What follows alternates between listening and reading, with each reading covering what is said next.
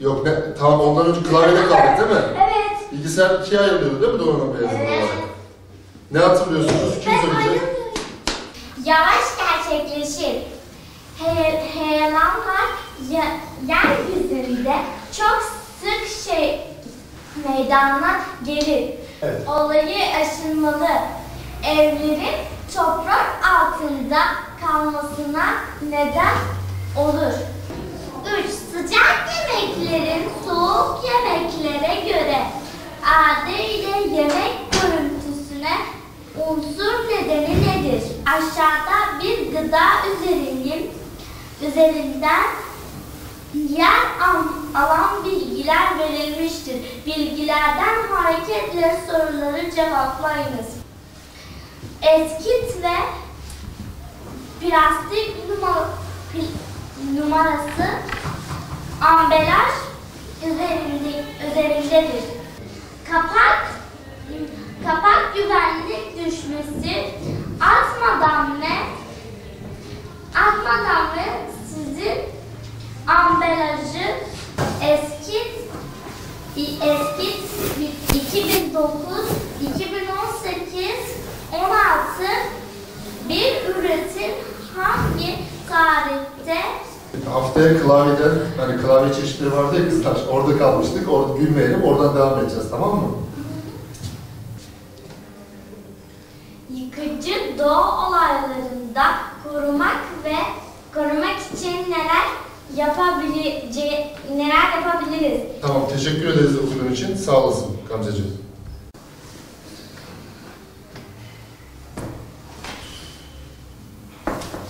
Efendim? Merhaba.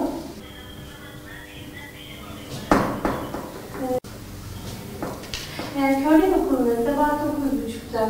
Kardeşimle beraber 1. sınıftan beri bu okulda okuyoruz. Okumayı 1. sınıfta başladık. Arkadaşlarımızı seviyoruz, okulumuzu seviyoruz. Gitar çalıyoruz. Ondan sonra annemle babam da bize yardım ediyorlar. Yani okula gelince çok güzel mutlu oluyorum. Çünkü okulda dersleri görüyoruz, yazı yazıyoruz. Ondan sonra karneler yaklaşıyor, derslerimiz iyi. Belki takdir alırız. Ama sonra sınavlardan da yüksek aldık. Okula geliyorum, ondan sonra derse giriyoruz, dersten çıkıyoruz. Teneffüste geziyoruz.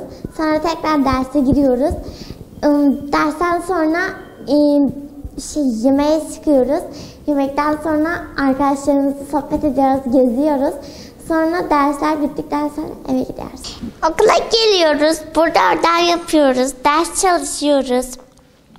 Okumayı seviyorum, gitar çalıyoruz. Gitar çalmak için kursa gidiyoruz. Gitar çalmayı çok seviyorum. Yazı yazmayı da çok seviyorum. Biz birey yazı yazıyoruz. Dokunarak yazıyoruz parmaklarımızla. Okulda arkadaşlarımızla çok eğleniyoruz. Güzel günler geçiriyoruz. Karne gününe de az kaldı. İnşallah takdir alırız. Güzel, derslerimiz çok iyi gidiyor. Annemle babamla çok iyi anlaşıyoruz. Arkadaşlarımızla oyunlar oynuyoruz. Çok eğleniyoruz. Bazen arkadaşlarımızla sorun yaşıyoruz. Okurken yanlış okuduğumuzda sorunlar oluyor.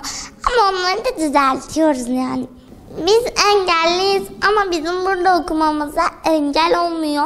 Engeller her şey yapar. Annemiz babamız gibi meslek sahibi olabiliriz. Engeller her zorluğu aşabilir. Bizim okulumuzda öğretmenlerimiz görmüyor ama biz de onlar gibi meslek sahibi olabiliriz. Gaziantep'imizdeki daire başkanımız da gibi politikaya atılabiliriz. Engellerin yapamayacağı iş yoktur. Her şey yapabilirler. Evet, okulumuz GAP Görme Engelliler Ortaokulu. İlkokulu da var tabii ki. Buradaki öğrencilerimizin çoğu görme engelli. Yani çeşitli derecelerde görme engellere bulunmakta. Ama buna rağmen derslerdeki azimleri, çalışma azimleri, kararlılıkları çok yüksek. Gaye de Gamze de bunlardan biri. Sadece ikisi tabii ki. Okulumuzda görme engelli öğretmenlerimiz de mevcut. Bizim gibi gören, onlara yardımcı olmaya, destek olmaya çalışan öğretmenlerimiz de mevcut. Okulumuzdaki öğrencilerimiz aslında çok ileri düzeyde akademik başarı sağlamaya katkıda gösterecek durumdalar. Çünkü gerçekten çok zekiler, çalışmak istiyorlar. Gaye de Gamze de 10 yaşındalar henüz. 5. sınıftalar. Seneye inşallah 6. sınıf olacaklar. Ama hani gerekse okumaları, derslere olan katılımları, değil sonraki hafta bile bir önceki hafta işlediklerimizi unutmamaları bakımından diğer öğrencilerle birlikte gayet üst düzeydeler. Buradan onları bundan sonraki hayatlarında, akademik yaşamlarında, okul yaşamlarında başarılar diliyorum.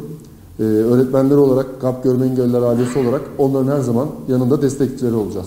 Özellikle şu an çağın gelişmesiyle artık bu okumanın, yazmanın, öğrenmenin bir engel olmadığı kanıt. Çünkü bunlar bizim yanımızda, biz bunları ders işliyoruz, biz görüyoruz. Oradan çok rahat bunu söyleyebiliriz.